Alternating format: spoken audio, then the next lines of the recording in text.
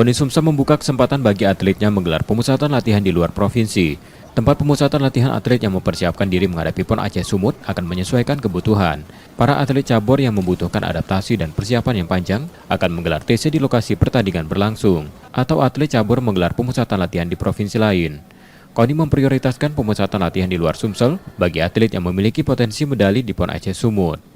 Ya, tergantung kebutuhannya. Nanti kalau memang atlet-atlet yang penyesuaian dengan venue-nya agak lama, mungkin kita akan campkan di tempat lokasi di mana pertandingan itu dilaksanakan. Terutama bagi cabur-cabur yang memang prioritas medali ya, kita akan prioritaskan memang untuk kita jaga betul sehingga pada saat PON nanti atlet-atlet kita ini siap untuk bertanding dan memperoleh medali yang sesuai yang diharapkan. KONI Sumsel masih menunggu hasil tes fisik dan kesehatan untuk mengetahui kondisi atlet pada persiapan PON. Nur Muhammad, Kompas TV, Palembang, Sumatera Selatan.